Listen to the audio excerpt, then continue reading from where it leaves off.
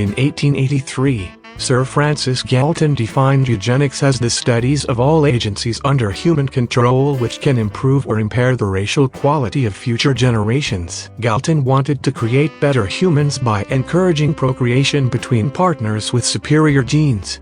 Eugenics also involved preventing those with perceived undesirable traits from procreating.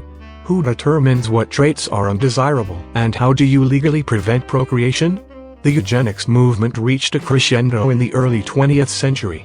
In the 1920s, it became a serious movement, impacted the government, and found its way into law. In 1927, the Supreme Court ruling in Buck v. Bell established legal authority for sterilization. Carrie Buck was raised in foster care, after her mother was institutionalized for feebly-mindedness. At age 17, Carrie was raped and impregnated by a member of her foster family. To cover up the rape, Carrie was institutionalized. Prior to the court case, Carrie's infant child was examined and found to be not quite a normal baby, based on her responsiveness and how well she crawled. The Supreme Court ruled that 3 generations of imbeciles are enough. After this case, over 60,000 people were sterilized without their consent. With immigration on the rise in the late 19th century, the U.S. was flooded with genetically inferior people.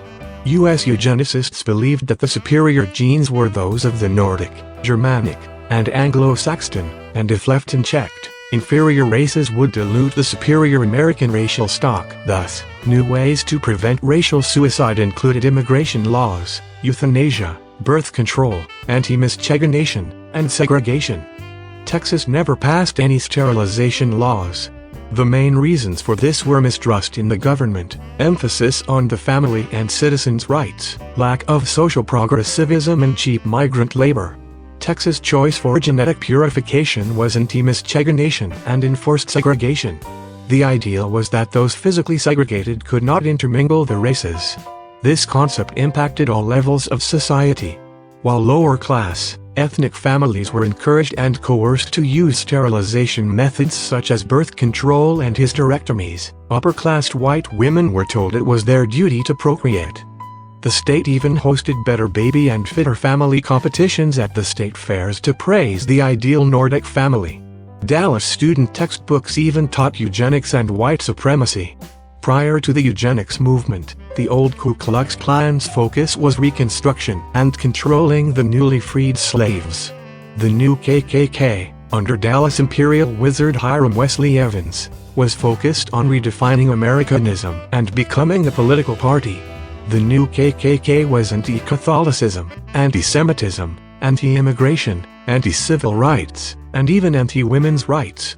They defined Americans as white Protestant descendants of early pioneers and saw democracy as undermining white moral authority from the Bible, allowing Catholics and Jews positions of power, creating the new Negro who rejected white supremacy and the new woman who refused to submit to patriarchal authority. America was created by white men for white men, and the only way to prevent racial suicide was eugenics. The American eugenics movement inspired Adolf Hitler and influenced the Nuremberg laws that denied citizenship to Jews and criminalized interracial marriage. Hitler called America the one state making progress towards the kind of order he wanted in Germany. Both Nazis and Americans believed that the Aryan and Nordic race was superior to all others, and the only way to guarantee their survival and dominance was by selective genetic breeding to create a super race of their own, while diminishing those they deemed inferior.